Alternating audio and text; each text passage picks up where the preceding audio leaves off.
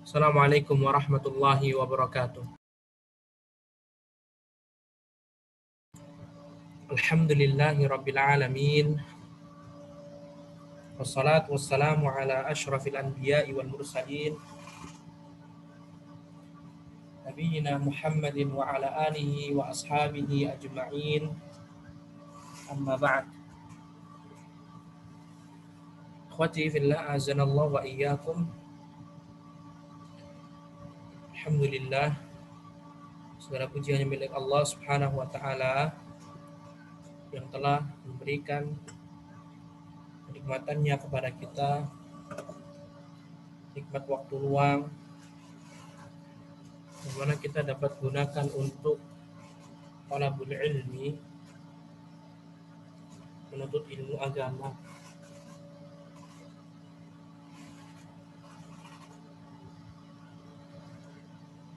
Ikhwati fillah zanallahu wa iyyakum. Kita bertemu kembali di kajian kitab Al-Lu'lu'ul Maknun fi Siratin Nabiyyil Ma'mun.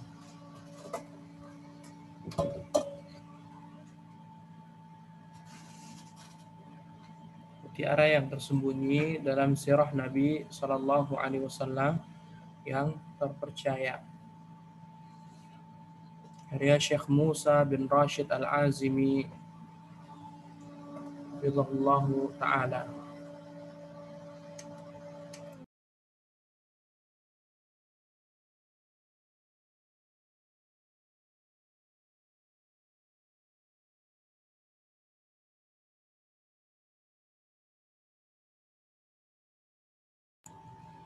Ikhwati fillah azanallahu wa iyyakum.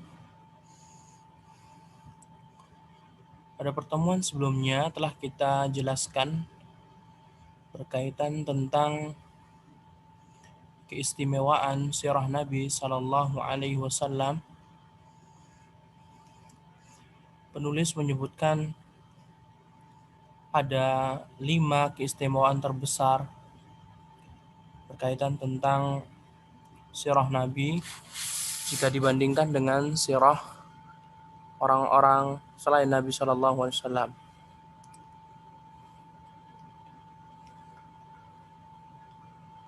Dan ikhwati fillah zanallahu wa iyyakum, yang pertama adalah di antara keistimewaan sirah Nabi Muhammad merupakan sirah yang paling sahih, paling benar. Jarang sekali ada kedustaan. Kalaupun ada kedustaan langsung diingatkan oleh para ulama. Kemudian yang kedua, kehidupan Nabi Muhammad SAW merupakan kehidupan yang sangat jelas sekali, terang benderang. Kita bisa mengenal Nabi Muhammad SAW dari segala sisi, dari masa kecil beliau, masa muda, sampai hal-hal yang mungkin orang tidak memperhatikannya, tapi di dalam sirah Nabi pun tertulis dan terjaga, seperti jumlah uban Nabi SAW.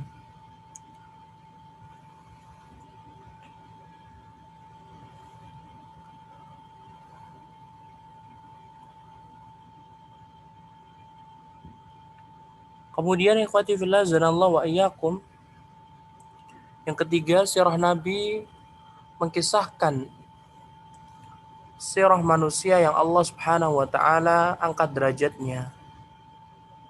Kisah manusia yang Allah angkat derajatnya menjadi seorang nabi, seorang rasul, bahkan menjadi seorang yang paling mulia.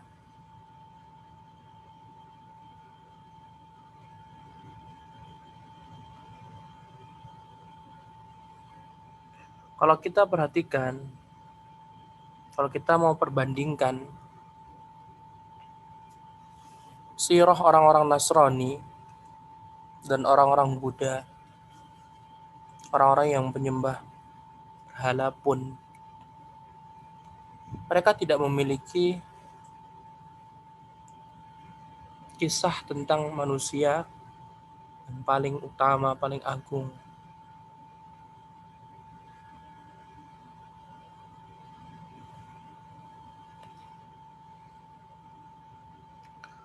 Kemudian yang keempat, bahwasannya sirah Nabi merupakan sirah yang membahas, mengulik dari seluruh sisi beliau sebagai ayah, figur seorang dai, figur seorang raja, pemimpin, seorang suami, seorang pendidik, dan yang lainnya. Kemudian yang kelima, sirah Nabi SAW memberikan kepada kita sebuah bukti yang nyata, tidak ada keraguan padanya akan kebenaran dan kesahihan risalah beliau dan kenabian beliau SAW. Di sela-sela mukjizat yang Allah berikan kepada Nabi SAW, tidak ada yang bisa mampu mendatangkannya. Kalau seandainya Nabi Muhammad bukan utusan Allah dengan sebenar-benarnya, niscaya akan ada orang yang mampu menandingi mukjizat Nabi SAW. Tapi nyatanya tidak ada yang bisa menandingi mukjizat Nabi SAW.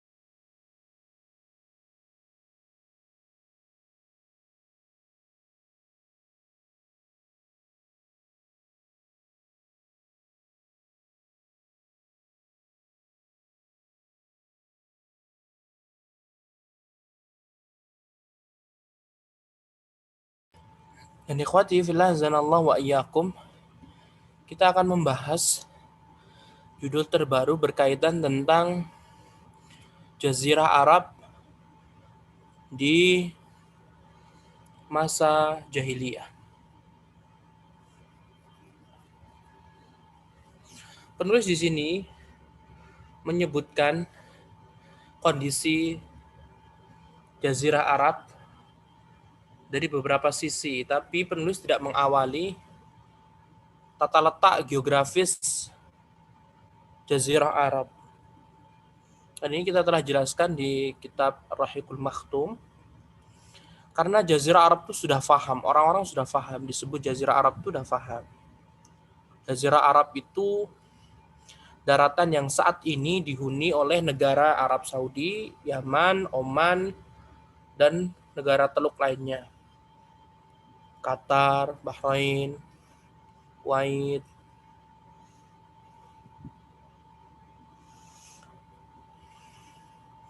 Penulis di sini membahas tentang kondisi.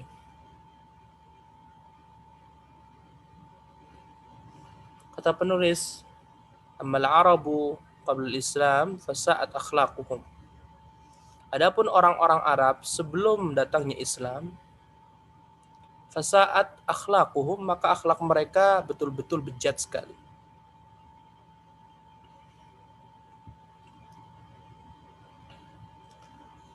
Tetapi ikhwah, tidak semua orang Arab memiliki akhlak yang bejat.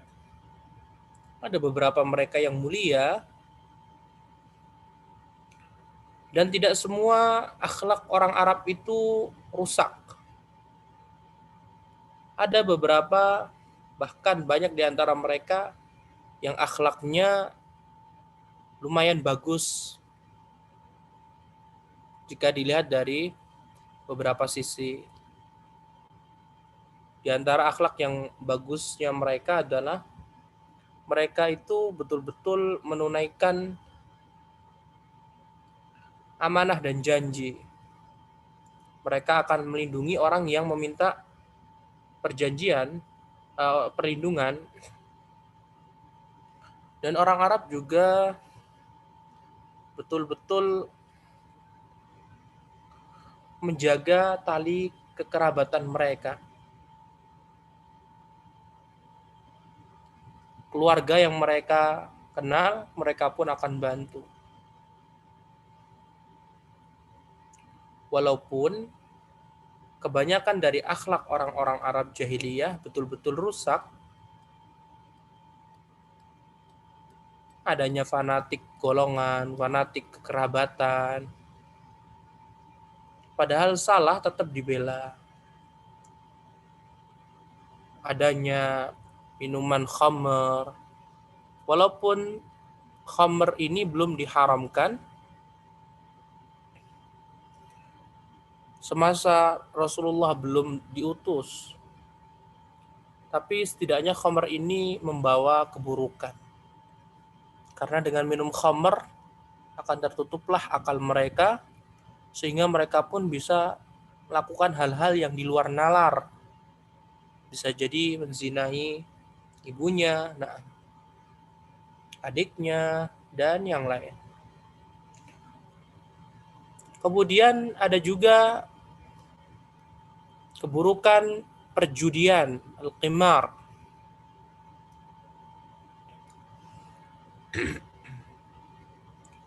Kemudian adanya kasta, sangat betul-betul merendahkan orang-orang miskin. Yang kaya akan berkumpul dengan orang kaya, yang miskin akan berkumpul dengan miskin, sekalipun dia bukan budak. Apalagi orang merdeka dengan budak. Sehingga nanti kita akan dapati kebanyakan pengikut Nabi adalah budak-budak atau orang miskin. Karena mereka mendapati keadilan dalam agama Islam. Kemudian ada fanatik golongan. Jika saudaranya diperangi, maka yang lainnya akan ikut memerangi. Padahal tidak ada ikut campurnya. Kemudian juga ada pengkuburan anak perempuan, wa'dil banat.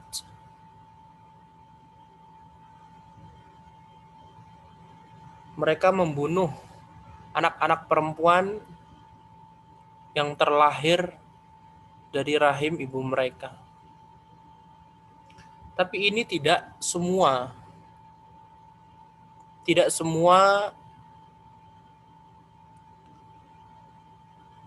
orang Quraisy membunuh putri-putri mereka.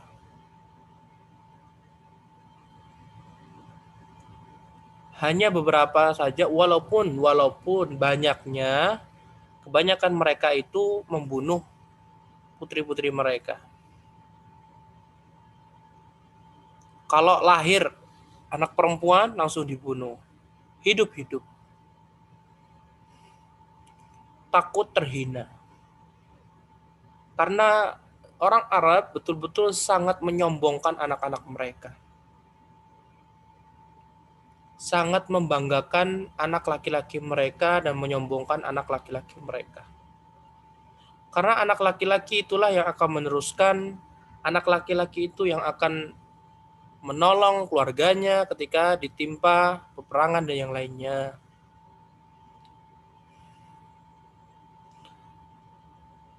Kebanyakan mereka melakukan wa'dul banat, membunuh anak perempuan secara hidup-hidup.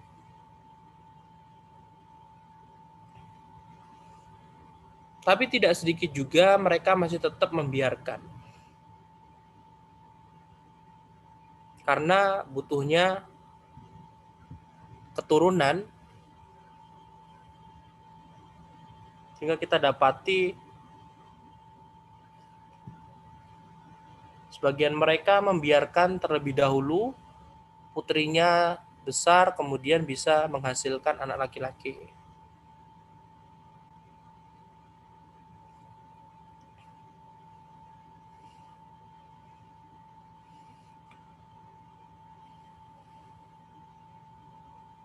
Kemudian banyak juga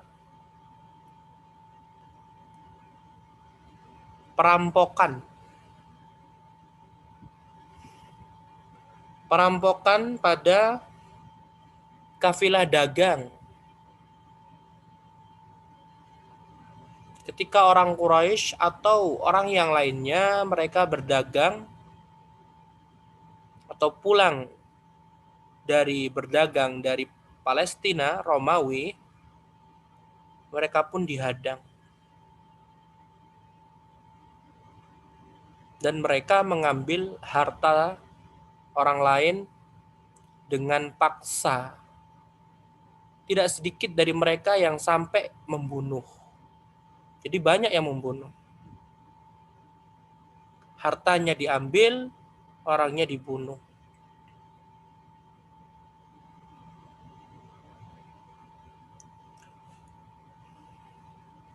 Kemudian di antara kekejian pada masa jahiliyah adalah wanita tidak akan pernah mendapatkan warisan.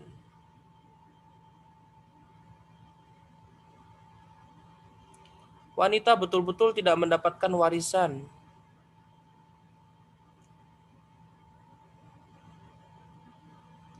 Bahkan wanita pun diwariskan.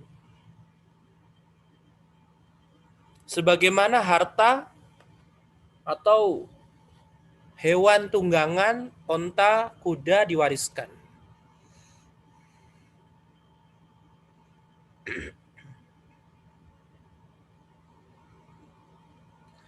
Jadi jika ada orang yang meninggal, maka istrinya akan diwariskan pula.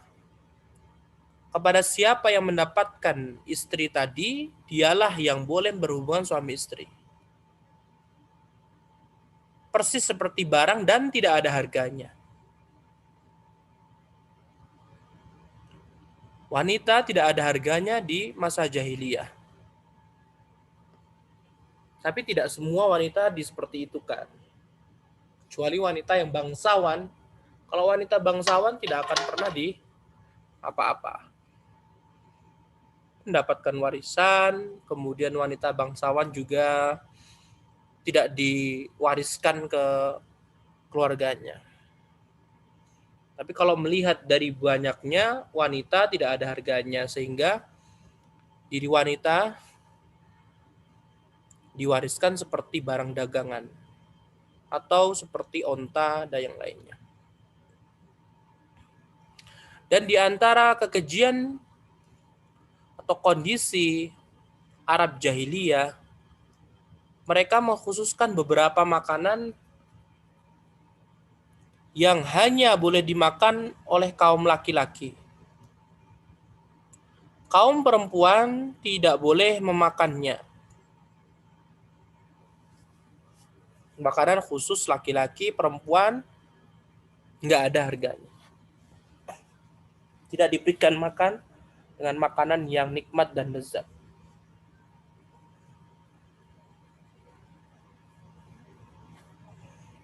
Kemudian di antara kekejian atau rusaknya kondisi Arab jahiliyah sebelum datangnya Nabi, mereka diperbolehkan untuk menikahi wanita tanpa ada batasan.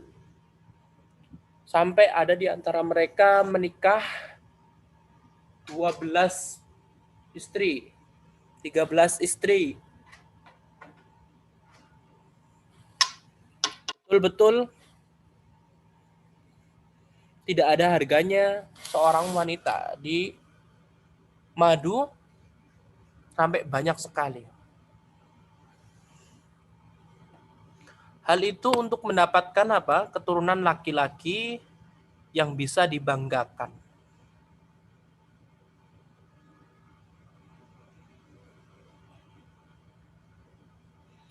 fanatik atau fanatisme golongan kabilah begitu juga merebak di masyarakat jahiliyah.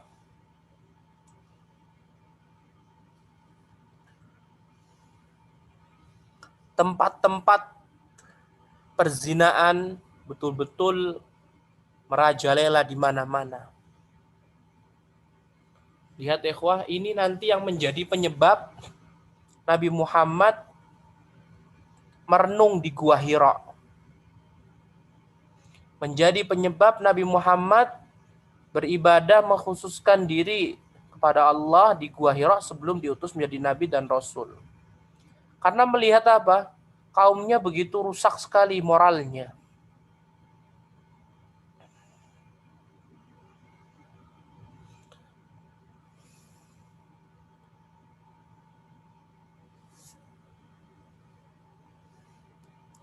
Kemudian pembunuhan di mana-mana. Gara-gara masalah sepele bisa langsung dibunuh.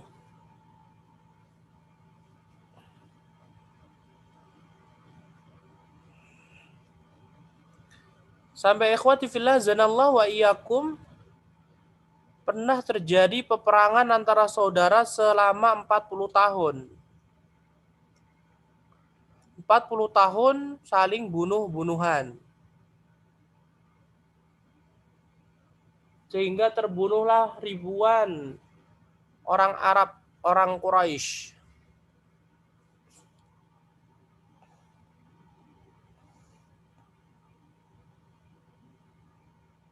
Betul-betul kriminalnya luar biasa.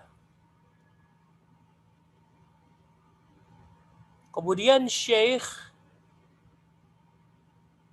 Musa bin Rashid Al-Azimi hafizahullah menyebutkan secara terperinci pembahasan berkaitan tentang hal-hal yang tersebar di jahiliyah. Pertama berkaitan tentang minum khamr. Yang kedua berkaitan tentang perjudian. Yang ketiga berkaitan tentang muamalah ribawi. Mengambil harta dengan cara tidak dibenarkan dalam syariat Islam. Kemudian tersebarnya perzinaan. Subhanallah. Kemudian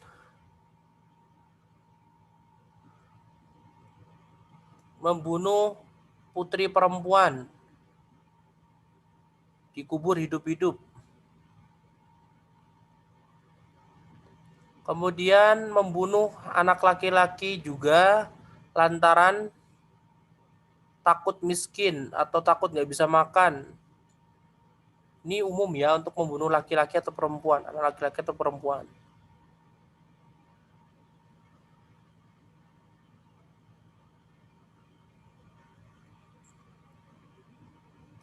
Kemudian peperangan.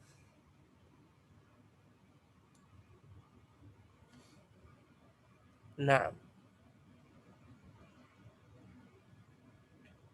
banyak sekali.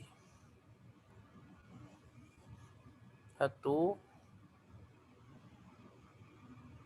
2, 3, 4, 5, 6, 7. Ada 7 penjelasan beliau berkenaan tentang akhlak atau perbuatan jahiliyah, orang-orang jahiliyah.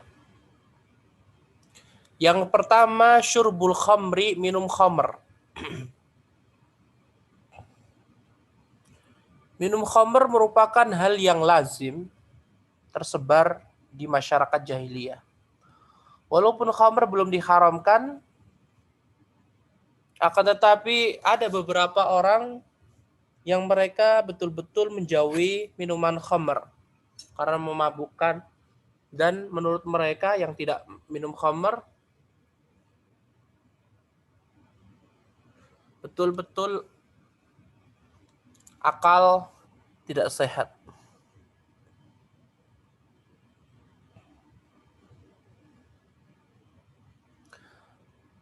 saking banyaknya jual beli khamr, minuman yang memabukkan, sampai kalimat tijarah, jual beli, sebagai sinonim dari kalimat penjualan khamr. Jadi kayak ibarat kata, kamu mau nggak jual beli sama saya? Nah, ketika bilang mau nggak jual beli sama saya, maksudnya apa? Jual beli minuman khamr, minuman yang memabukkan.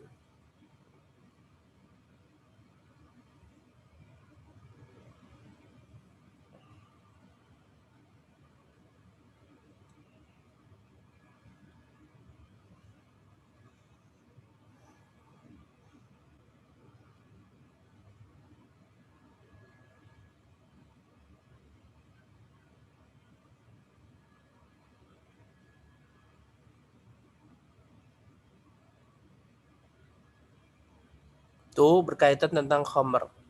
Kemudian kedua berkaitan tentang al-qimar, judi. Merupakan sebuah kebanggaan jika orang-orang memenangkan perjudian.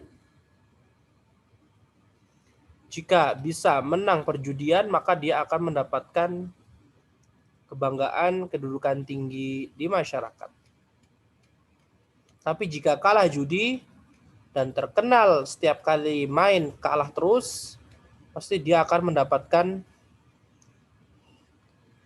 omongan, cercaan, hinaan. Bahkan mereka juga menghina orang yang tidak berani main judi.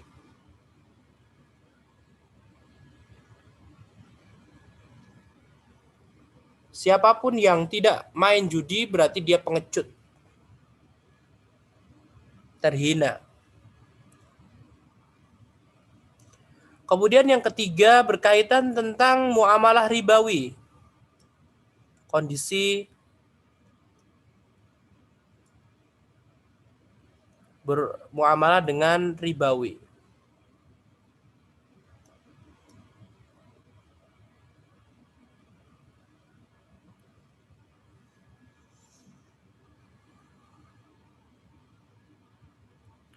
Yang tinggal di daerah Hijaz itu ada dua bangsa Arab dan Yahudi. Hijaz yang tinggal di Mekah, Madinah atau Madinah sampai di Mekah, yang tinggal adalah bangsa Arab dan Yahudi. Dan mereka berdua, bangsa tersebut,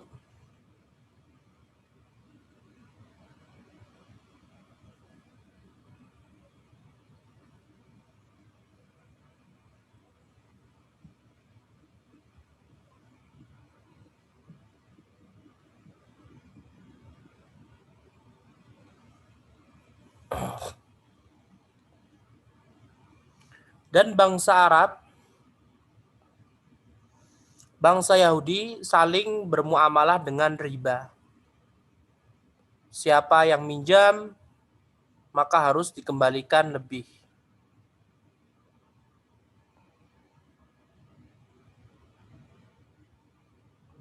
Siapa yang ini, maka harus membayar berkali-kali lipatnya. Sampai Imam At-Tabari rahimahullah, beliau mengatakan, kana riba fil jahiliyati fi tad'ifi wa fis sinin. Yakunu lirrajuli fadlu dainin fayatihi idza halal ajalu fayaqulu lah taqdini aw taziduni fa in kana indahu syai'un yaqdihi qada wa illa hawwalahu ila sinni allati fawqa dhalik in kanat ibnata makhadin yaj'aluha. Berkata Imam At-Tabari rahimahullah, adalah muamalah ribawi di masa jahiliyah betul-betul tersebar dan dendanya pun berkali-kali lipat. dan itu berjalan bertahun-tahun. Jadi orang kalau sudah bermuamalah riba, dia akan sulit untuk apa? Membayar utangnya. Pasti dia akan bertahun-tahun, 5 tahun lebih mungkin. Walaupun utangnya itu cuma sedikit. Hutang sedikit, gara-gara riba akhirnya terus bertahun-tahun berjalan.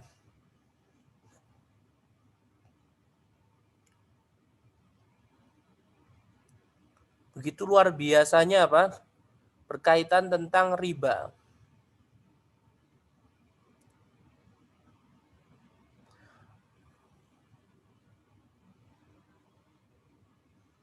Dan contohnya Imam Tabari menjelaskan, kalau minjamnya Ibnatu Makhad, bintu Makhad, anak onta yang umurnya 1 tahun,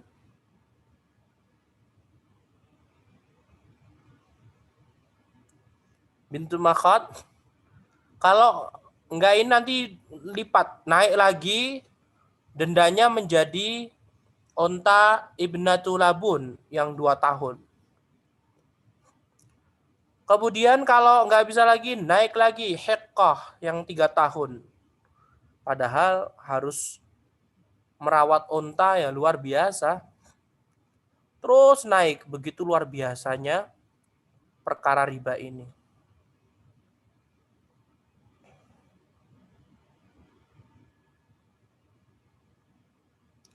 Dan ikhwati fillah zadallahu wa iyyakum, orang-orang jahiliyah, mereka ini menjadikan riba sama seperti jual beli. Mereka mengatakan innamal bai'u mithlur riba.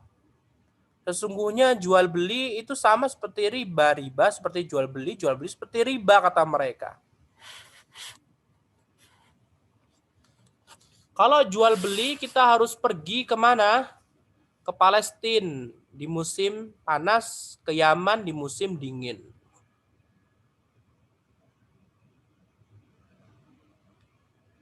Mendapatkan keuntungan bukan?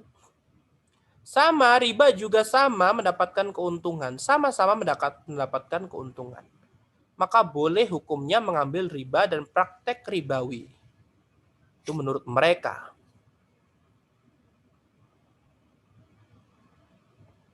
Tapi Allah membantah, wa ahallallahu riba wa ahallallahu al-bai'a wa harrama riba. Allah menghalalkan jual beli tapi mengharamkan riba. Jelas berbeda antara riba dan jual beli, hai orang-orang Quraisy.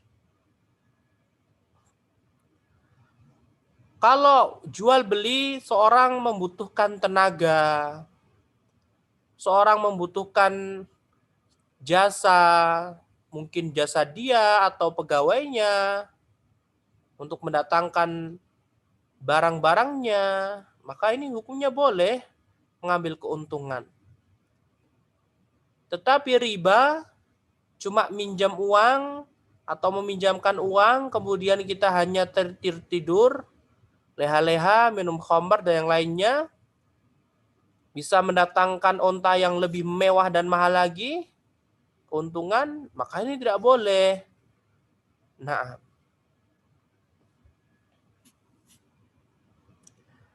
kemudian Imam Tabari rahimahullah, beliau juga menyebutkan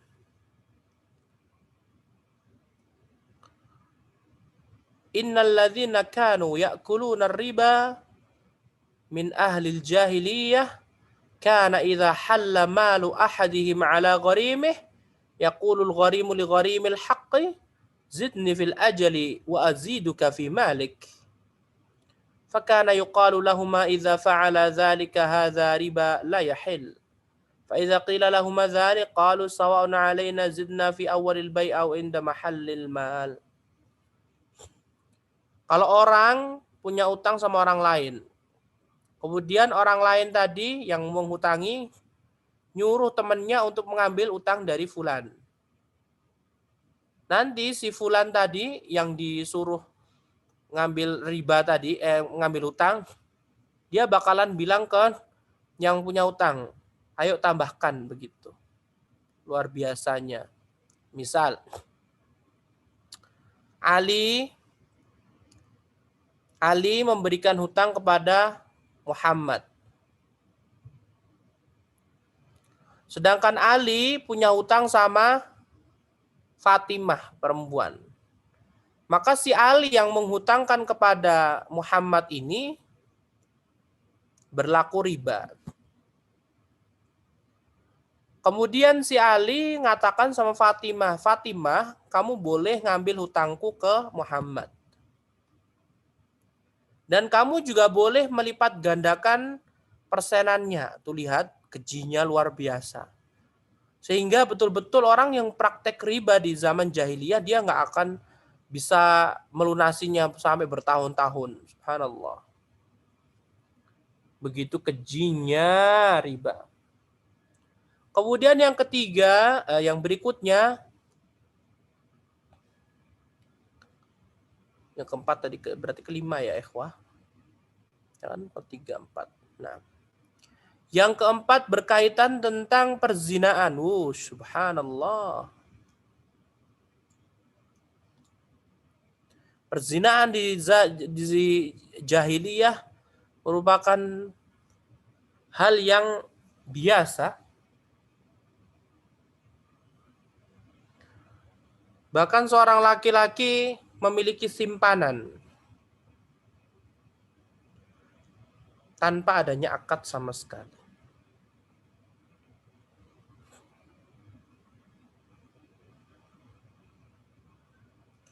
Tidak hanya itu saja ikhwah, bahkan di antara mereka menjadi mucikari. Jadi kayak, ayo siapa yang mau ini? Wanita-wanita disuruh berzina. Dipaksa untuk berzina. Untuk melayani para tamu. Hal ini Allah Subhanahu wa taala sebutkan dalam firman-Nya surat An-Nisa ayat 25. وَمَنْ لَمْ يَسْتَطِعْ مِنْكُمْ طَوْلًا أَنْ يَنْكِحَ الْمُحْصَنَاتِ الْمُؤْمِنَاتِ فَمِمَّا مَلَكَتْ أَيْمَانُكُمْ مِنْ فَتَيَاتِكُمُ الْمُؤْمِنَاتِ وَاللَّهُ أَعْلَمُ بِإِيمَانِكُمْ بَعْضُكُمْ مِنْ بَعْضٍ فَانْكِحُوهُنَّ بِإِذْنِ أَهْلِهِنَّ وَآتُوهُنَّ أُجُورَهُنَّ بِالْمَعْرُوفِ مُحْصَنَاتٍ غَيْرَ مُسَافِحَاتٍ وَلَا مُتَّخِذَاتِ أَخْدَانٍ. Intinya orang Arab jahiliyah mereka memiliki simpanan-simpanan wanita. Ya berzina. Dan sekarang persis kembali, sejarah terulang kembali. Orang-orang kaya, miliaran, orang-orang miliarder, kaum sosialita, mereka memiliki simpanan. Ya, baik yang laki-laki maupun perempuannya. Sama seperti orang Arab jahiliyah. Wanita yang bangsawan zaman dulu, mereka memiliki apa? Simpanan. Kemudian laki-laki yang dulu juga memiliki simpanan. Subhanallah, luar biasa kan kejinya zaman dahulu kala. Nah. Kemudian ikhwati fillah zanallahu wa iyyakum, penulis Syekh Musa bin Rashid Al-Azimi menyebutkan sebuah hadis sahih riwayat Imam Bukhari dari sahabat Aisyah radhiyallahu taala anha. Aisyah mengatakan, anna nikah fil jahiliyati kana ala arba'ati anha. Pernikahan di zaman jahiliyah itu ada 4 macam. Jadi hubungan suami istri, jima di jahiliyah itu ada 4 macam. Sebutin semuanya, di antaranya ini yang keempat. Yang keempat adalah yajtami'un nasul katsir, masuklah atau berkumpulnya banyak laki-laki, laki-lakinya banyak tuh, 10 orang, 20 orang. Fayadkhuluna 'alal mar'ati la tamna'u man ja'aha. Kemudian Dari 10 tadi silahkan siapa yang menyantapinya. Siapa? Apa sih namanya tuh kalau yang punya suami itu kan poliandri, poliandri. Bukan poligami. Kalau poligami kan satu laki-laki banyak kan istrinya. Ini poliandri, perempuan punya banyak laki-laki.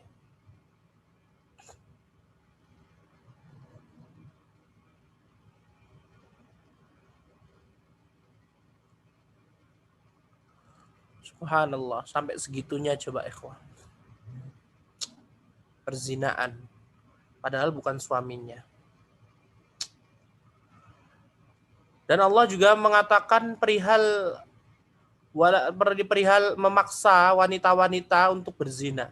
Wala tukrihu fatayatikum 'alal bigha'i in aradna tahassuna litabtaghu 'aradal hayatid dunya.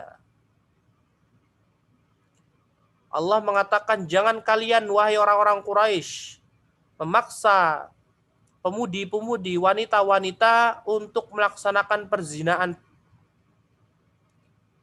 Jika aradna tahassuna, jika wanita tadi menginginkan harga dirinya tidak dihancurkan. Ditabtaghu 'aradal hayatid dunya, agar kamu mendapatkan keuntungan duniawi belaka. Enggak boleh. Ayat ini tidak ada mafhumnya. Paham? Ayat ini tidak ada makna tersiratnya. Karena kalau antum menggunakan makna tersirat, maka antum akan berfaham yang dilarang oleh Allah itu maksa para wanita yang tidak mau jadi pelacur. Kalau wanita yang ingin menjadi wanita pezina nggak masalah. Paham ya ikhwah? Ini ada pembahasan usul fikih.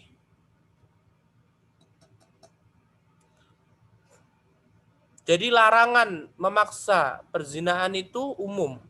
Baik si perempuannya mau menjadi pezina atau tidak. Intinya dilarang, betul-betul dilarang.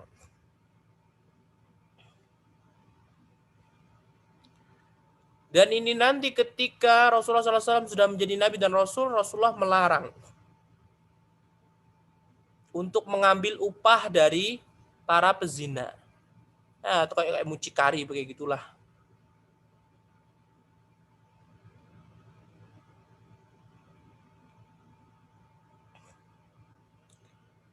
Di antara laki-laki yang memiliki wanita yang memaksa mereka untuk berzina adalah seorang munafik.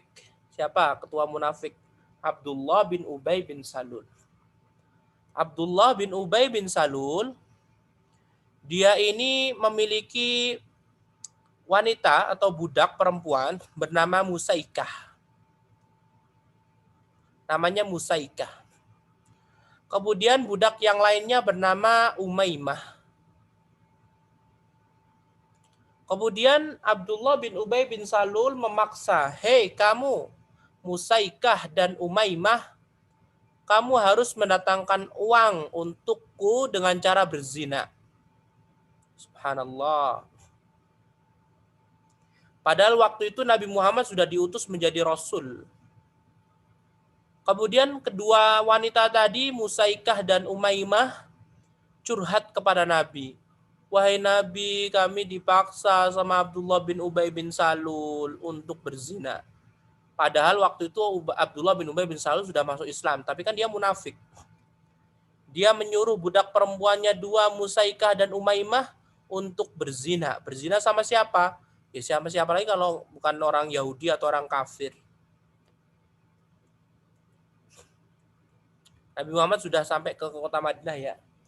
Sampai akhirnya Allah pun menurunkan firman-Nya, wala tukrihu fatayatikum 'alal bigha'i in aradna tahassuna litabtaghu 'aradal hayatid dunya wa may yukrihunna fa innallaha min ba'di ikrahihinna ghafurur rahim. Ayatnya sudah kita jelaskan tadi. Intinya dilarang memaksa wanita-wanita untuk melakukan perzinaan. dan mengambil uangnya gitu.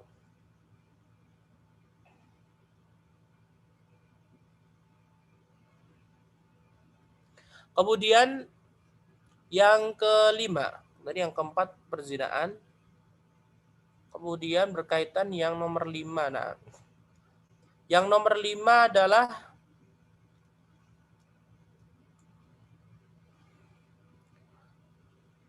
mengubur hidup-hidup wanita bayi perempuan.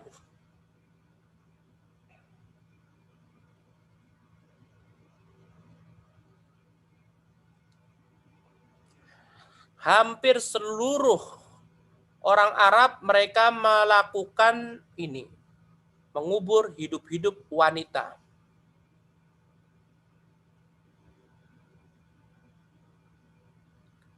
Hampir hanya beberapa wanita atau anak wanita yang tidak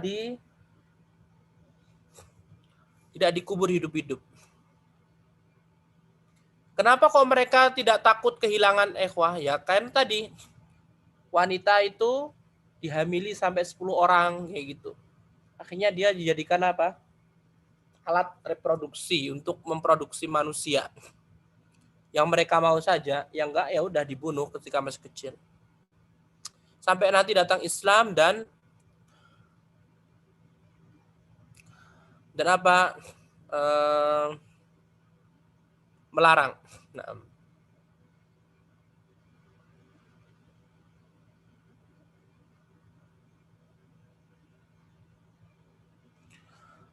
di antara wanita yang mereka kubur adalah wanita yang berkulit hitam, kemudian wanita yang apa ini? Zarqa itu biru. Apanya yang biru? Masa ada kulit biru? Mungkin matanya apa ya? Nah, pokoknya intinya zarqa biru. Kalau ada kulit biru ya nanti dimatikan atau dibunuh. Intinya kulit hitam jelas ya, kan nggak suka, mereka nggak suka kulit hitam. Kemudian ada juga tipe wanita yang dibunuh adalah anak kecil ya, yang barsya. Ada juga yang kasha. Nah, barsya adalah al-abras. Al-abras kelainan kulit begitu. Kemudian aksa itu al-araj, pincang. Pokoknya wanita-wanita yang ketika kecil, masa kecilnya itu betul diperkirakan rusak, nggak jadi bangsawan begitu, nggak cantik, oh udah siap dibunuh.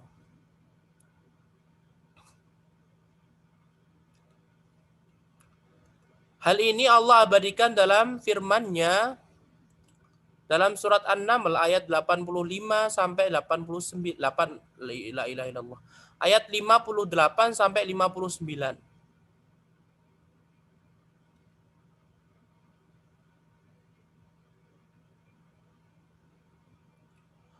Wa idza busyira ahaduhum bil untha dhalla wajhuhu muswadda wa huwa kadhib yatawara minal qaumi min su'i ma busyira bih ayumsikuhu ala hunin am yadussuhu fit turab ala sa'a ma yahkumun. Apabila diberitahukan kepada mereka orang Arab jahiliyah akan kelahiran seorang putri wanita, dhalla wajhuhu muswadda wa huwa kadhim, maka tampaklah wajah mereka kehitaman, musam, muka muram, marah. Yatawara minal qaumi min su'i ma busyira bih ayumsikuhu ala hunin am yadussu fit turab ala sa'a ma yahkumun. Yang mau nggak mau harus dibunuh. Kalau tidak dibunuh, dia harus menanggung cemoohan dari masyarakat. Tapi kalau bayi perempuannya cantik, udah kelihatan ini, nanti nggak dibunuh. Kemudian habis itu, yang keenam berkaitan tentang pembunuhan anak-anak, baik laki-laki maupun perempuan, kalau misalkan kebetulan nggak punya rizki dan lahir anaknya maka dibunuh. Takut kemiskinan. Intinya membunuh anak takut kemiskinan. Dan ini Allah Subhanahu wa taala jelaskan. Ntar dulu, di sini ada faedah. Sa'ah bin Najiyah mengatakan, Ja'al Islam wa qad fadaitu thalatha mi'ati mau'udah. Islam telah tiba dan aku telah membunuh berapa? 300 bayi perempuan. Tulis. 300 bayi perempuan dibunuh. Sama siapa? Sa'sa'ah bin Najiyah. Dikubur hidup-hidup loh ikhwah. Di padang pasir sana.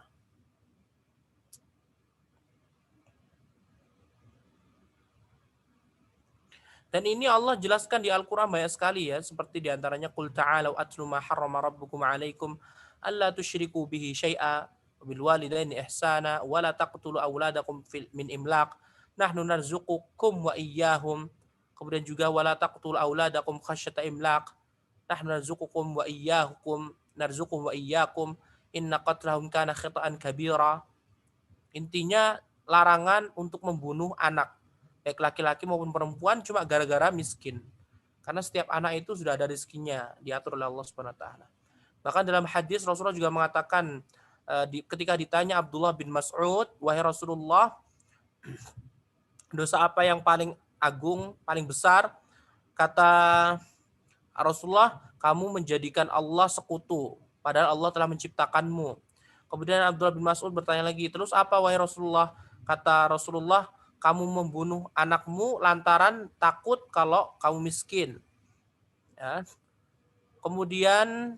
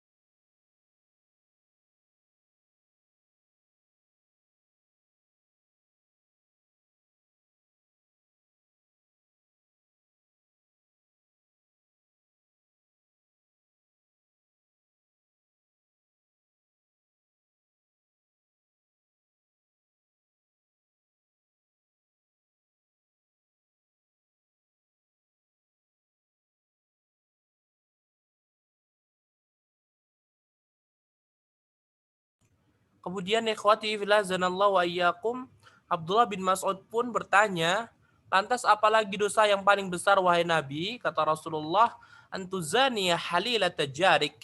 Kamu berzina dengan istri tetanggamu. Nah, kemudian yang terakhir ikhwati fillah zanallahu wa iyyakum. Oh iya, di antara kekejian orang jahiliyah, mereka itu menganggap Allah itu memiliki anak perempuan, yaitu para malaikat. Jadi yang mengatakan Allah punya anak siapa? Satu, Yahudi. Dua, Nasrani. Tiga, orang Arab jahiliyah.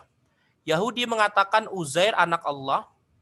Nasrani mengatakan Isa anak Allah. Orang jahiliyah mengatakan malaikat anak perempuan Allah. Nah, yang terakhir adanya peperangan, ya, sering pembunuhan. Nah, jadi nggak jelas pokoknya gitu, tiba-tiba bunuhan aja. Luar biasa, ikhwah. Nah, dan ini kita telah menyelesaikan kondisi secara garis besar berkaitan tentang kehidupan orang-orang Arab jahiliyah. Pada pertemuan yang akan datang kita akan mempelajari kenapa Nabi Muhammad itu diutus di Arab Saudi begitu. Kenapa Nabi Muhammad tidak diutus di India sana? Kenapa Nabi Muhammad tidak diutus di Indonesia? Kenapa Nabi Muhammad tidak diutus di Afrika kulit-kulit hitam sana? Kenapa Rasulullah tidak diutus di Eropa berkulit putih sana? Kemudian pokoknya intinya akan dibahas. Wallahu taala alam wa billahi taufiq wa sallallahu wasallam ala nabiyyina Muhammad wa ala alihi wa sahbihi wa sallam tasliman katsira. Wassalamualaikum warahmatullahi wabarakatuh.